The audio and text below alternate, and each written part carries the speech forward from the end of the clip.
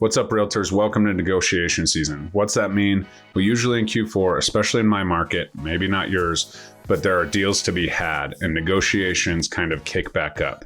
Granted, we did take a 2 to 4 year hiatus through the COVID years where negotiations were pretty straightforward. The seller pretty much got what they wanted. But now we're in a real negotiation season and it could last a little bit longer due to high interest rates and the market in general. So you want to make sure that you stay tuned. And I'm going to give you some serious negotiation tips that I've used to become a top producing agent, not only at my company, but in the state of Colorado. So stay tuned. What's up, guys? Jeremy Kane, Real Estate Agent Playbook. Please like, comment, subscribe, share the podcast. We're going to get into this one. I love negotiation. I love everything about that part of my job.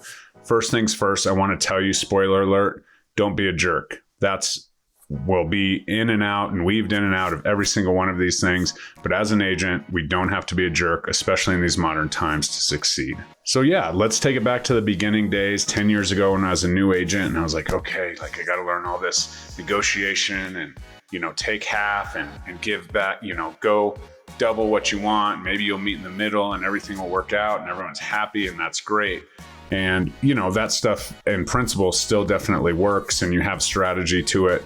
However, there's a lot more to it in the actual real estate negotiation piece of the puzzle. And so I want to share a couple secrets that I use, tips and tricks, and just, guide you along the way to make sure that you are doing your duty as an agent for your buyer or your seller, or yourself as an agent, which we'll go into a little bit, and make sure that you're spot on and doing everything you can to get the best deal and the best outcome, no matter what you're negotiating throughout this wonderful career called real estate. So let's start right there. Now more than ever with the, NAR lawsuits and the buyer's commission, questions flying around, and, we've all heard it. We're all interested to see kind of how it shakes out. The negotiation may start a little bit sooner, and it may be the ability for you to negotiate as a professional to provide value, right? So how are you showing up? How are you showing your value and your worth to that buyer's client, or even to the, listing agent and so on, as, those standard commission in the MLSs are all obviously being wiped out. Now we're going to have to dive in there and be like, okay, well, this is where it's at. This is our offer price. My buyer would like you to pay, X amount commission. We may get there at some point. For now, for the most part in our market, you're seeing, a decent commission rate being offered on most listings, but your negotiations has to start with education, explanation up front to your buyers, as well as, negotiating with your seller as the listing agent. Like, hey, this is how it's going to be, these are our options, right? And that bottom line is always something that we discuss in those listing appointments. We just have always kind of skimmed over that commission piece. Ever since I've been in the business 10 years ago, I've always said, commissions are 100% negotiable. But this is what I see that has best benefited my sellers, and, so on. So you can build that script, but the honest truth is you're going to have these conversations a little bit more up front, and even especially on the buy side right now. So that negotiation and that kind of understanding of your value proposition, what you're bringing to the table, and your ability to communicate that is absolutely huge. And that's the first negotiation point that you can have, as well as, at some point the buyers may, vet you based on how you can negotiate that, because they will see that if you have those strong negotiation skills, that it may benefit them down the road throughout the transaction. So that's definitely the first piece and, kind of the hot topic. But let's get into it a little further. With the ability to negotiate, we must understand the client's motives.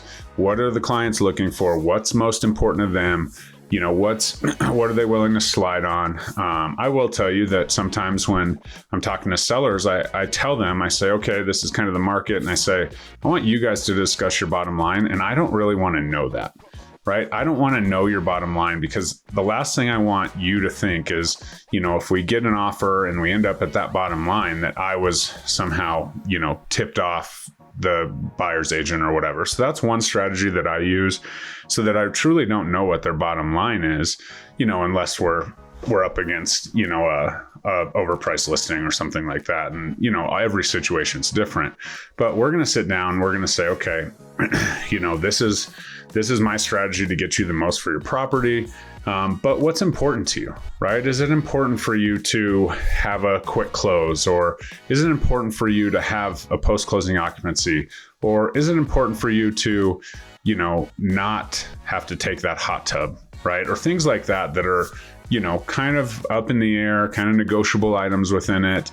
Do you absolutely love that refrigerator? You want to leave it here? Well, I need to know that so I can negotiate on your behalf to hopefully keep that dream refrigerator in your family. Just kidding.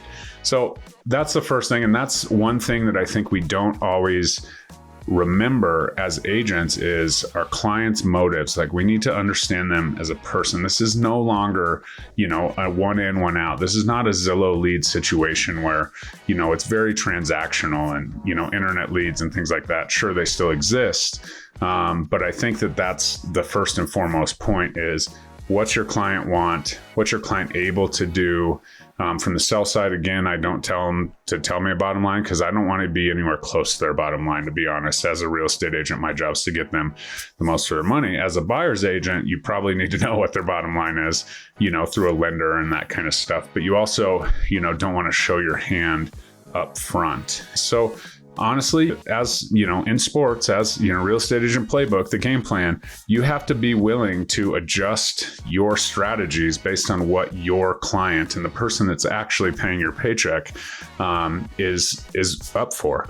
And that'll take you to the next level, right? If you hit all of these points and for one, on the listing side, you've heard my story where I had a lady who had listed her home 3 times with 3 different agents over 3 different years or whatever it was. And she mentioned in the listing appointment that you could walk to the schools, to the grocery store without crossing a major street. When I did the video, featuring the property, I took some drone footage and I showed that and I said it verbally. In my review after the transaction was over, she said Jeremy was the only real estate agent that highlighted this thing. And the way I knew it is because I just listened to her, right? I was at the listing appointment and that's what it did. So that's taking something that's a little bit, maybe some agents would think it's obvious. Maybe some agents wouldn't think it's a great, perk to the property, but it was important to the seller. So I took that and I put it into action in my marketing, as well as, throughout my conversations with other agents. And so that's huge. And the next important piece of negotiation is reading the other agent, right? Having a conversation with the other agent. This starts by not being an asshole, right? I'm going to say it straight out. We no longer are in an environment where it has to be cutthroat, right? The knowledge is vast, right? We're no longer waiting on Fridays for a magazine to come out with listings. Like, the information is out there. So now our jobs have to be to provide value to our clients. But I think the best way to do that is get along with the agent on the other side. Because let's face it, if we're not getting along with the agent and we let our egos kind of get involved and things don't work out, maybe because we're like, oh, this person's this, whatever, and you have that attitude, well, no one's getting paid, so no one wins. So there's absolutely no reason to be a jerk to the agent on the other side, whether they're brand new and don't, know anything, or they're seasoned vets that are doing things old school and it's not the way you would do it. It doesn't matter. That's not your client. Your job is to serve your client, and your client is best served with a culpable relationship with the other agent on the other side. And so as problem solvers, it's really interesting to hear the good agents, kind of trash other agents and say, oh, I'm so happy that all the bad agents are getting out of the business. That's not my style, right? As you can tell, this content for real estate agents that I put out both on my Instagram and here, definitely go over to the RE Agent Playbook on Instagram, give me a follow, subscribe here if you like what you're hearing. But you must get along with other agents. You must have the common goal of getting the buyer into the home that they want to buy and sell the home that the seller wants to sell. Because ultimately, the buyer's money is paying you and the seller's net is affected by what it is at this stage of the game. So that's super important to really understand. But read the other agent, ask them questions, right? It's really interesting to me, especially in the competitive market, when I just get blind offers. Obviously you have the investor offers. That's not what I'm talking about as much here, because that's a volume play. But when I have a listing and I have an offer from an agent who I haven't talked to, right? What are we doing? Like, pick up the phone and have a conversation, right? Not, there's rules on what you can divulge and that kind of stuff, but there's no rules against asking questions, right? And so I can usually almost pinpoint exactly what it's going to take to win an offer before I write it, before I waste, 15 minutes writing an offer that I know is not going to get accepted. I will do that a couple times. But if I have that information, I have that knowledge, and I take it back to my client and say, hey, this is what I think. I think it's going to take 526 to get this one. What do you think? Is it worth it? Here's what the comps say. And you have that conversation, and it depends on how far over it is or how far under it is or whatever, but then the budget and the client's feeling. So you take it back to them. It's kind of like a second showing, like, okay, it's listed at 500, but I think it's going to take 526K. Does it still, check all the boxes? And is it still as amazing as you thought it was when we walked through at 526? And they say yes, then let's roll. Almost to the T. I can follow up with the agent afterwards if I got it or I didn't get it. Obviously I got it. I know exactly what's at. But if I call up the agent and say, hey man, what's the contract price? I just want to, give some feedback to my buyer on, where we were at. Almost every time I'm within $5,000 because I have that conversation with the agent. Ask them what it's going to take. Ask them what's important, right? Because I need to know, hey, these guys need a post-closing occupancy of 60 days and my client's lease is up in 30 days, from right now. So there's a 60-day gap there. Is this even a possibility to put together without having someone homeless, right? And that could be a big thing. Oh, my mom lives down the street. I'll just move into her basement. Or yeah, I'm new here. I don't know anyone. I'm not moving anyone into my house. So, that's where that kind of goes awry. And so you save yourself a lot of time by having these conversations with other agents and negotiating little things like that ahead of time and seeing if there is a common ground.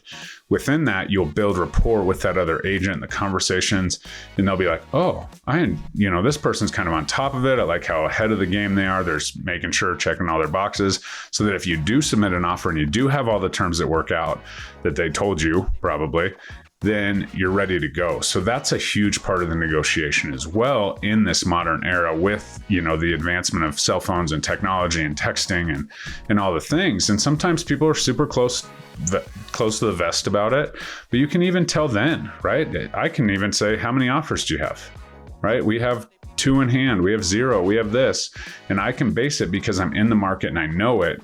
I can give my client a decent strategy. And there's sometimes you just get rolled, right, by a cash offer. The seller wants a 10-day close. And, I have lenders that can do that, but maybe you don't.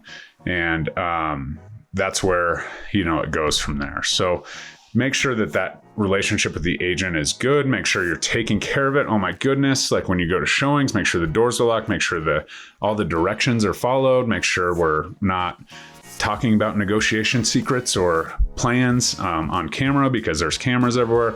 All of those things go into the art of negotiation and something that's absolutely key to success. Next is the art of active listening, right? Whether it's your client, whether, it's the agent conversation, whether it's someone in the neighborhood.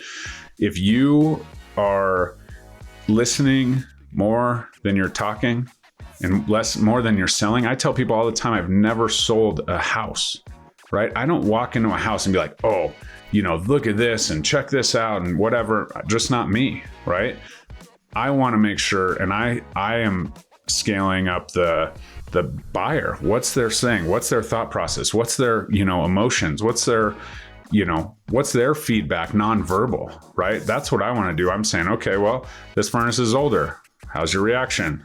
Right? Like this may come up at the inspection and probably not going to do it in a competitive market or, whatever it looks like there. So that's where you really have to kind of step back and just listen to the neighborhood, listen to the buyer while they're in the home, listen to the buyer after they're, out of the home, and then let the agent talk and let the agent tell you what's up. If you're at an open house, give as much information on traffic and just listen. And every time you listen, you're just gathering data. right? Predictive analytics. You will get hints about what it's going to take to get that property under contract, what the sellers may be, interested in and looking for. You can tell not necessarily listening, but just by looking at the house, like what do they like? What are their interests? That kind of stuff. And you can definitely take a lot in and use all of this stuff when it goes into creating an offer. Right? Oh, it's May and it looks like they have, or it's April and it looks like they have a high school senior. Maybe they're going to want to close after, graduation. Maybe we can throw that in and be really flexible with time. Just an example, but the clues are there, right? Success leaves little clues, and so does success in real estate. So make sure that you're taking that in, you're actively listening, just like I said with the, listening, talking about walking to the schools and the grocery store. Just listen, take notes, gather that data, and then implement and use it at some point. And it's not always in the negotiation. It's not always to get that sale, right? I use this a ton on scouting trips, right? Or any time I'm with a client, I'm gathering data on what they're saying. If they're like, oh, absolutely not, that house backs to a busy street. Well, I'm never taking them to a house again that backs to a busy street, because when something comes up and scout looks all pretty inside, if it backs to a busy street, I say, hey, this backs to street XYZ. Did that change, or is that still a part of it? And they're like, oh, we didn't even notice, right? Well, that just saved me an hour and a half of time to drive 30 minutes over there, show the house, make sure it's all locked up and come back. Right? So you have to listen all the way through. It's not just listen for clues so you can get the contract accepted. It's listen and be active in observance of all things, body language and everything with your clients and with the people that enter into the, experience. And then back to the basics, right? The art of negotiation. It's both a science and an art. And you have to kind of take the old school stuff and kind of implement it into the new school stuff. The modern agent is listening to their client, is building that relationship, is able to portray that, whether that's social media or where they're doing it, they're taking that information. And I take my experiences, I put it on content. Look, here I am. While you're here, like the video, subscribe, give me a call, whatever you need. I'm always here to help. But that's where you can really focus and understand that negotiation is kind of on a continuum and it's changing every day. And everything's going to be different because every situation is different. We're dealing with humans here, and that's extremely important. So I hope this helped you kind of understand my process of negotiation. It's really about gathering data. It's really about, your brokerage relationship with your client. And I promise you that if you are dialed in and you're present in all of these areas, you can absolutely be the best negotiator possible for your client. And like I said, that doesn't necessarily mean getting them, getting $5,000 towards them versus the seller or anything like that. Certainly, contract negotiations are part of it, but the art of negotiation and using all the things and the data that you've learned along the way from an inspection and from your showing and, from the neighbor, all the things that you can use in order to better suit your client, better prepare your client, especially if you're on the buy side, for what it's going to be like when they move into that home. And that's ultimately the negotiation that matters, is that with, whoever comes into play and all the information. The best negotiators have all of this information. And if it goes down this road, they can just grab this piece of data, slide it in there and say, this is where we're at. And finally, again, don't be a jerk. We're all in this together. We have to do this to get paid. If you're in agreement with that, give me an amen or a yes or something in the comments. I would love to see that. And I hope you have a good one. Please like, comment, subscribe, share the podcast, and we'll talk to you next time.